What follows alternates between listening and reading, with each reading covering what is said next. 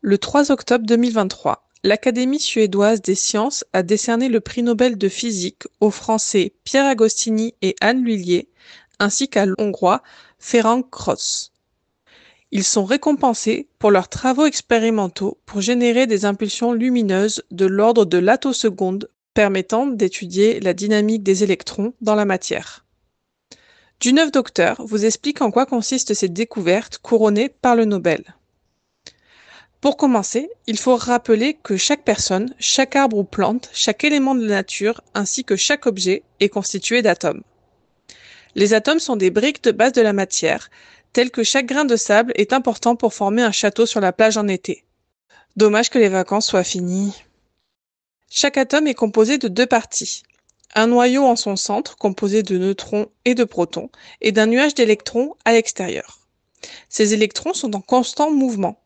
En fait, c'est un peu comme un M&M's. Le noyau, c'est la cacahuète, et les électrons, le chocolat. Un chocolat qui serait toujours en train de bouger.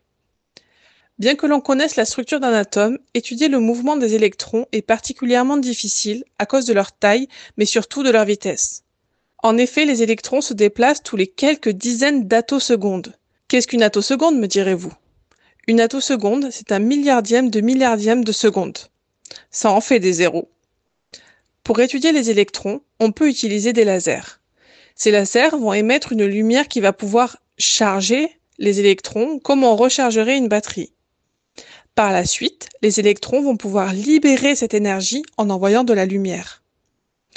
Et en fonction de la position des électrons dans l'atome, la lumière renvoyée sera différente. C'est ce qu'a découvert le docteur Anne Lhuillier en 1987.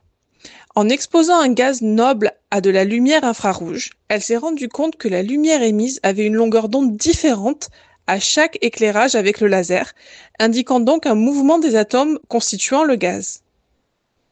Ces changements sont dus au mouvement des électrons.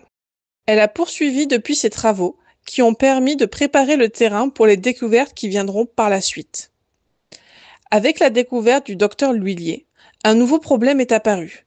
Comment observer ces électrons?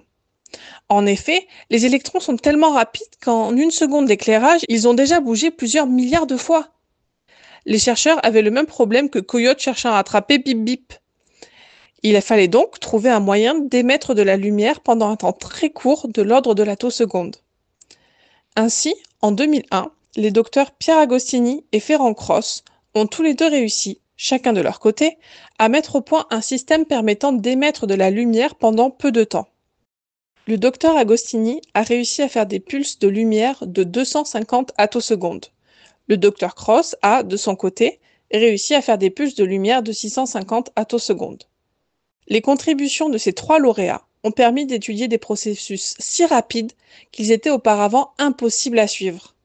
Leurs travaux ont permis, et continuent de permettre, d'en apprendre plus sur les atomes et le monde qui nous entoure.